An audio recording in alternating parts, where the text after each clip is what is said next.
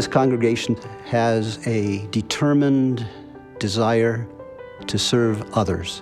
While we can't feed everybody in the world, we can't clothe everybody in the world, what we can do at St. Matthew is to provide housing for people in need. Our transitional housing ministry actually had its roots back in 1976. Lutheran Immigration and Refugee Services asked congregations to support the refugee problem at that time from the Vietnam War. And the Tao family came and then took residence in what was called the greenhouse. Those relationships in that ministry set the tone for what has happened since with our transitional housing ministry, because people saw that caring for others in need was not only fulfilling for them, but it was what God was calling them to be about. We have 2 properties. Faith House, it's a 3-bedroom Cape Cod. We have 6 apartments. They've all been completely rebuilt in the last 10 years.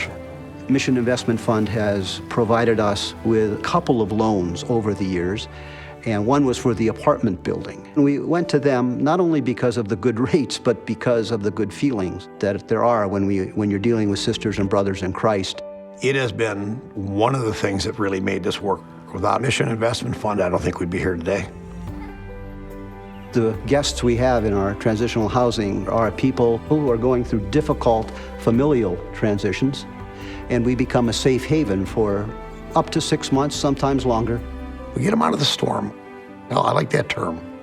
Homeless people are people who could be you, could be me, just average people.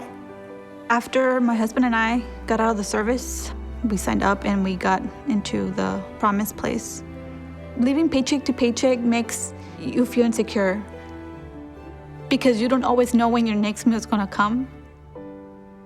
We're able to focus on going to school, working our part-time just to survive. Transitional housing is very important in St. Matthew's. And when I said it's the heart of this church, it really is. But we've always had plenty of people willing to volunteer to help.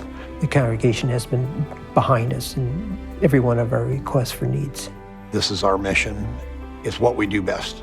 Mission Investment Fund walked with us. They were right by our side, helping that process. There's that understanding of what churches are about and how we're not looking at the bottom line financially. We're looking at a different line, which is how can God's love be shared with people who are hurting in the world? You're not aware of who may or may not be an angel in your life, so we have to be hospitable at all times.